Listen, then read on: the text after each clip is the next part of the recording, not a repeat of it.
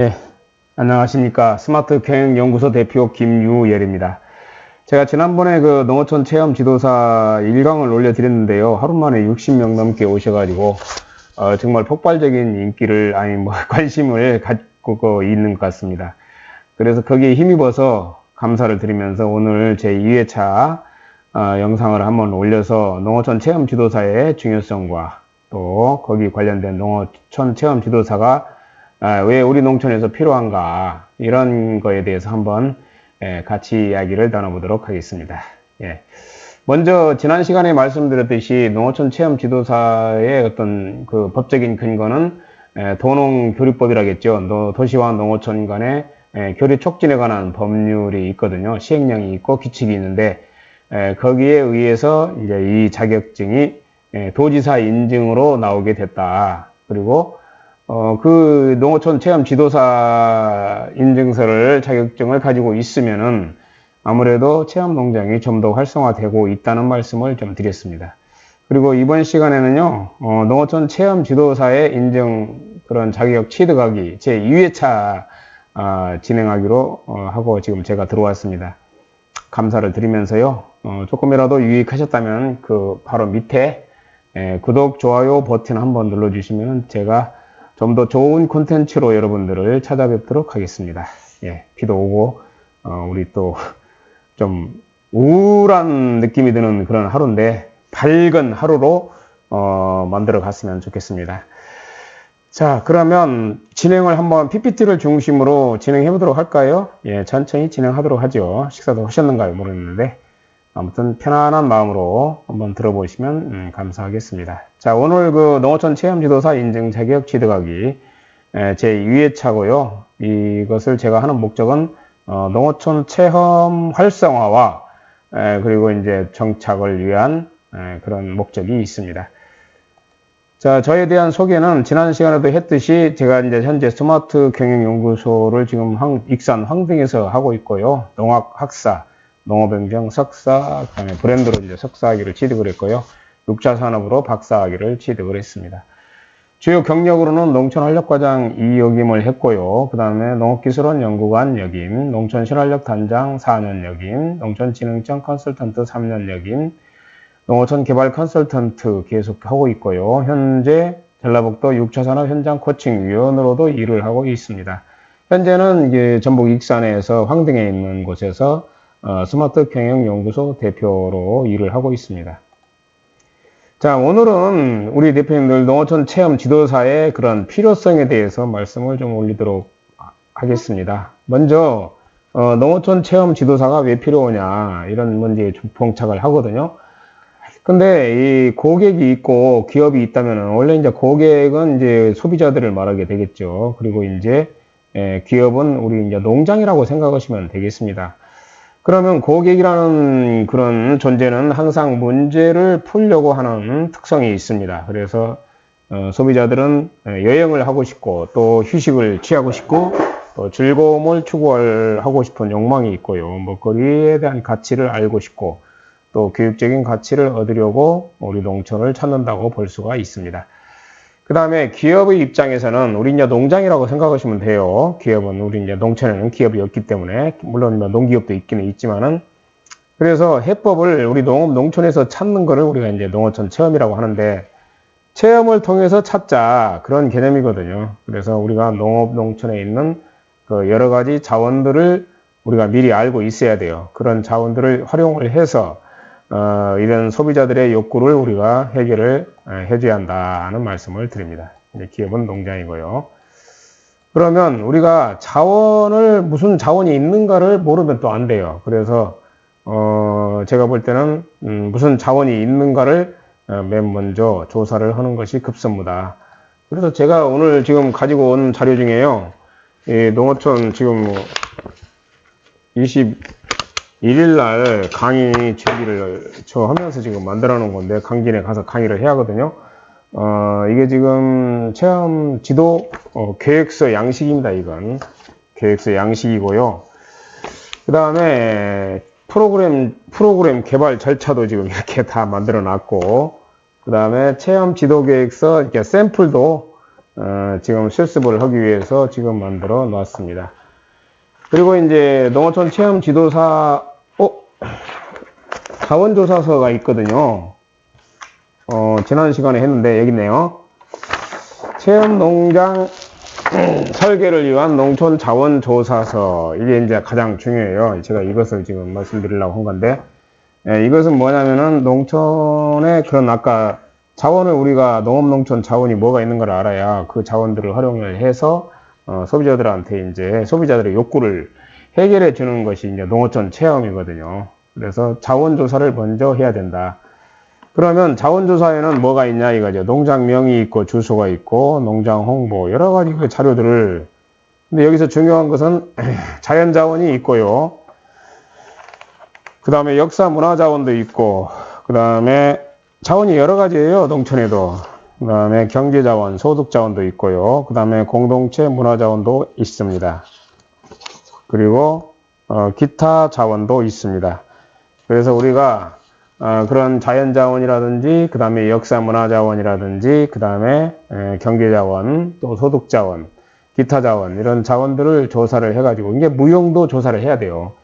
유형만 조사하는 게 아니라 무용도 조사를 해가지고, 이러한 자원들을 이용해서 우리 대표님들이 소비자들의 욕구를 해결을 해줘야 한다. 그게 바로 농어촌 체험이다. 이런 말씀을 드립니다. 자, 그래서 이 말씀을 드렸고요. 우리 보충 설명을 드리면 농어촌 체험 지도사가 그러면 왜 필요하냐. 우리가 이제 여행을 하거나 휴식, 소비자들은 이제 그런 식으로 나가거든요. 또 즐거움을 찾고 먹거리, 교육, 그런 교육에 대한 가치가 필요한 고객에 대하여 우리 농업, 농촌에서 그러한 사회적인 문제를 해결하려고 한다.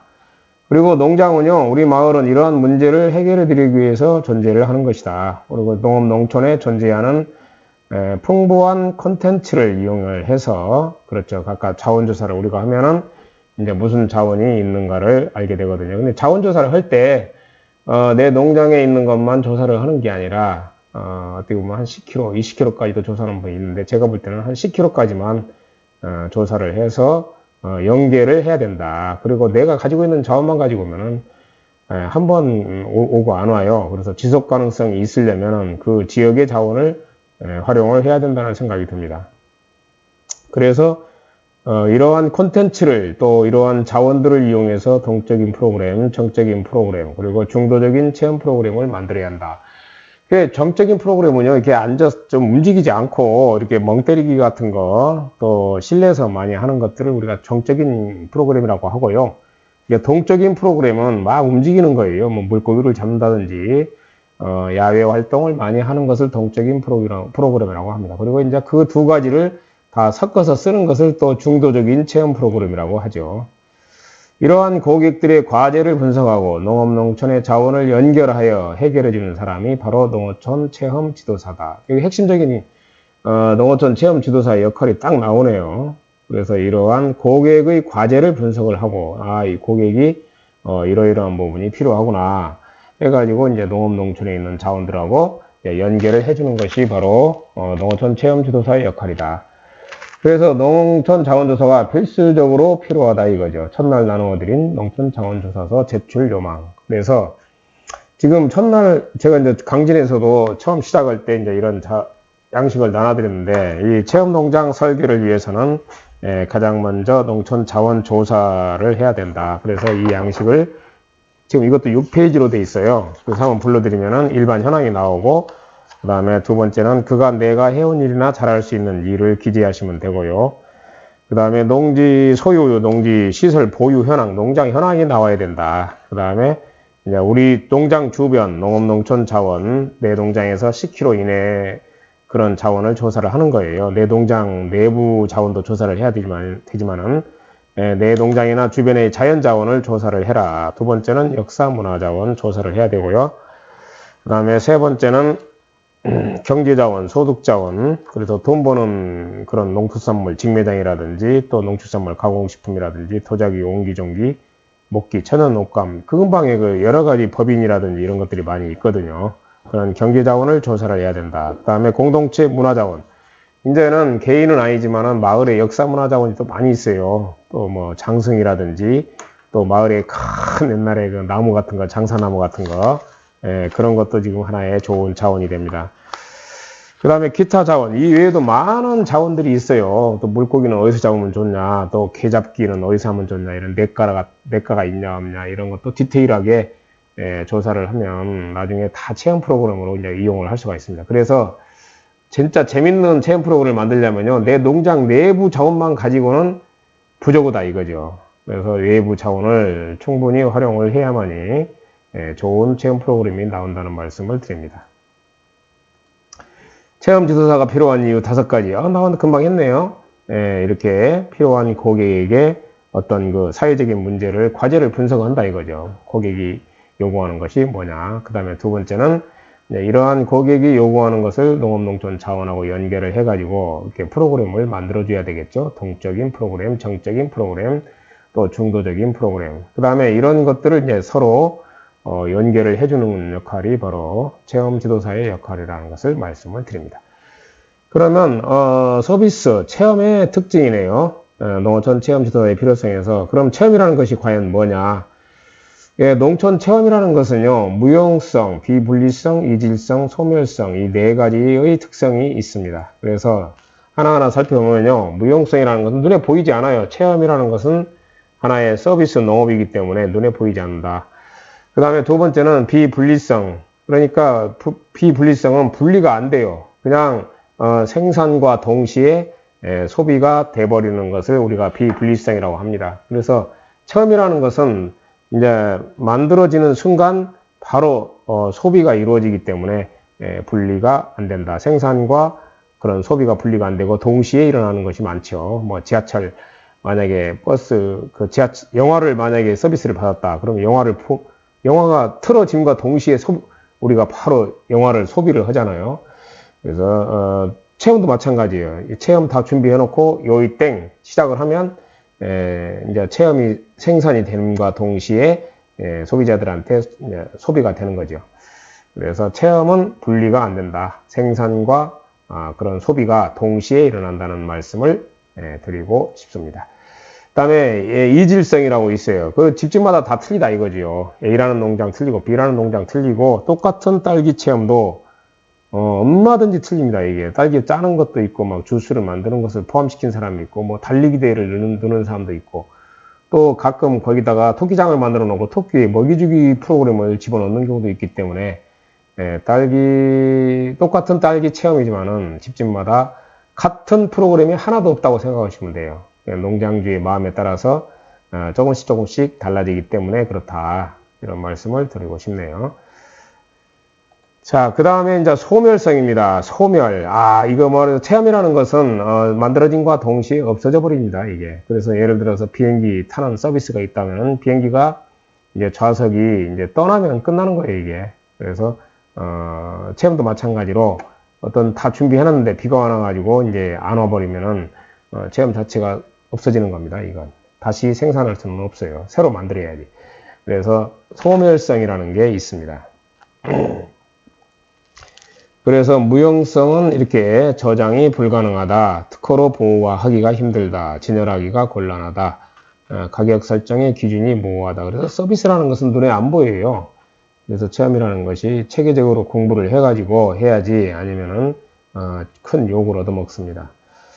그 다음에 이질성도 마찬가지로 사람마다 틀리다고 했죠. 아까. 그 다음에 비분리성이 나오는데 생산되고 소비되는 과정에 소비자가 참여하는 특성이 있다. 그래서 생산과 동시에 소비가 되어버리는 특성이 체험에는 있는 것이라는 말씀을 아까 드린 거고요. 자, 시험 문제도 있고. 그 다음에 고객의 기대와 서비스 품질입니다. 고객의 기대라는 것은 이제 최고의 서비스를 받고자 하는 것이 고객의 기대겠죠. 그리고 서비스의 품질은 3가지가 있는데요. 먼저 이건 하나 알아두시죠. 첫째는 탐색 품질이 있습니다. 두 번째는 경험 품질이 있고요.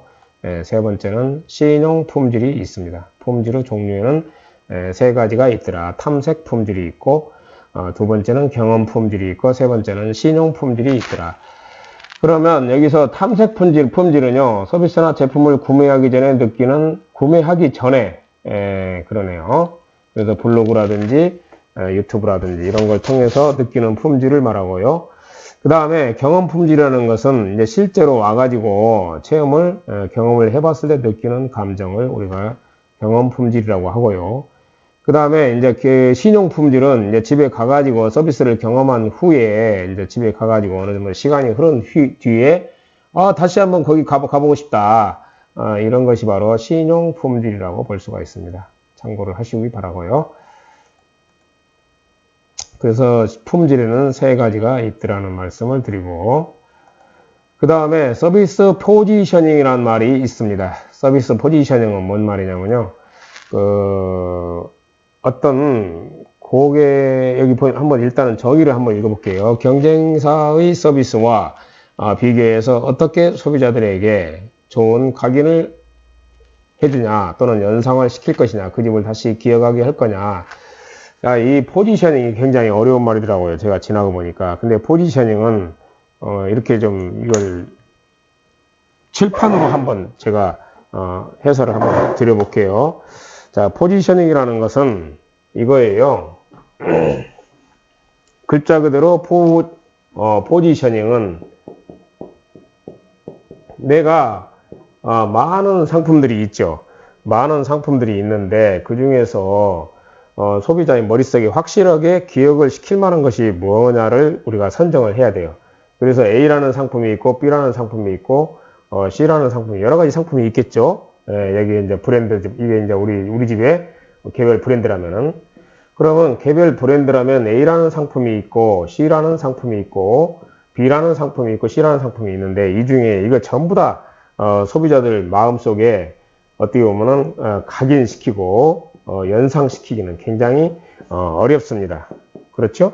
그러면 이 셋 중에서 과연 어떤 상품 하나를 선택을 해야 돼요. 그래서 만약에 A라는 상품이 진짜 이게 주력 상품이다. 이것이 가장 중요한 매출도 많고 이게 주력 상품이잖아요. 그러면 A라는 상품에 대해서만 집중적으로 홍보를 해가지고 각인시키고 또 연상시키게 하는 거, 이게 바로 포지셔닝이다 이거죠. 포지셔닝. 그래서 이 포지셔닝을 우리가 꼭 기억을 해 주시기 바랍니다. 포지셔닝.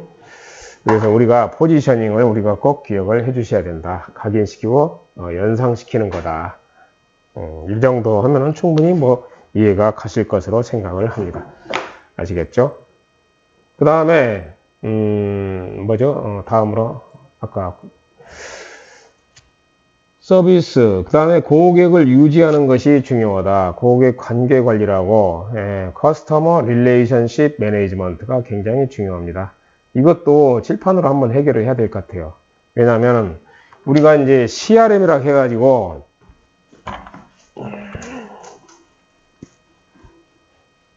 포지셔닝은 일단은 각인을 시키는 거다라는 말씀을 드렸고요. 그 다음에 우리가 이제 고객 CRM이라고 해가지고, 우리가 이제 체험 고객들을 이제 한번 오고 나서 다시는 안 오면 큰 문제가 생기거든요. 근데, 이분들이 다시 오게끔 하기 위해서 가진 노력을 다 해야 됩니다. 그래서 CRM은 이제 이것이 고객이에요. C가 고객이라는 뜻이잖아요. 커스터머. 그 다음에 이것이 이제 관계라는 뜻이잖아요. 릴레이션십이라고 해가지고 관계라는 뜻이고요. 그 다음에 M이라는 것은 이제 관리라는 뜻이잖아요. 관리.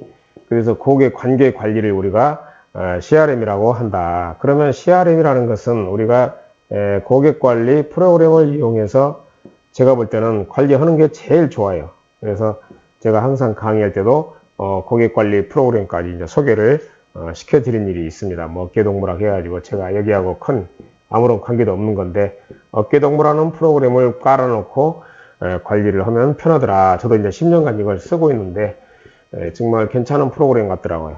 어깨동무. 그 어깨동무 사이트는요, 혹시 한번 들어가 보세요. 뭐 구입을 안 해도 좋습니다. www support.kr 이렇게 치면 고객 관리 프로그램이 나오게 되겠습니다. 고객 관계 관리라는 CRM을 하기 위해서는 고객 관계 프로그램이 또 필요하지 않나 생각도 해봅니다.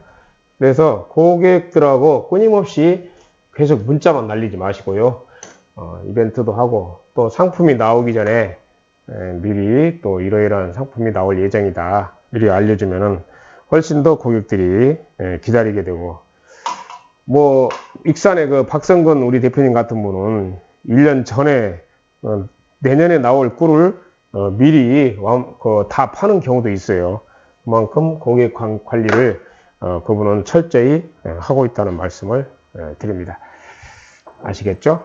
벌써 20분이 됐네요. 자, 그래서 고객 관계 관리가 중요하다. 서비스 포지셔닝하고. 그래서 농어촌 체험의 특징은요, 서비스는 눈에 보이지 않는 그런 무용성을 가지고 있더라 이거죠. 체험의 특징은. 그다음에 두 번째는 이질성이 있더라. 똑같은 제공자마다 전부 다 서비스가 다릅니다. 비분리성은 분리가 안 돼 있더라 이거죠. 그래서 서비스 그리고 농촌 체험은 생산과 동시에 소비가 돼버리더라. 그래서 같이 붙어 다닙니다. 소멸성, 저장이 곤란하므로 한번 제공된 서비스는 사용하지 않으면 소멸해 버린다. 그래서 체험 준비를 다 해놓았으나 체험객이 코로나로 인해서 취소를 한다면은 이거는 뭐 완전히 없어지는 거야. 무용지물이 된다. 그래서 농어촌 체험의 4가지 특징이 있다는 말씀을 드립니다. 아시겠죠? 이것도 이제 문제도 나오고요. 자, 그 다음에 농촌 체험은요, 농촌에서 할 수 있는 체험으로 농촌의 농업이라든지 자연, 역사, 문화 등을 체험객이 직접 보고 듣고 겪어보는 일을 그 과정에서 얻는 또 지식이나 기능을 말한다. 여기에 진짜 농촌 체험이란 뜻이 정의가 정확하게 나와 있네요. 너무나 참 잘 요약이 되어 있는 것 같습니다. 농촌에서 할 수 있는 체험으로 농촌의 농업이라든지 또 자연이라든지 역사, 문화라든지 이런 것들을 체험객이 직접 보고 또 듣고 오감으로 듣고 또 자기가 겪어보고 그 과정에서 얻는 지식이나 기능을 우리가 농촌 체험이라고 한다.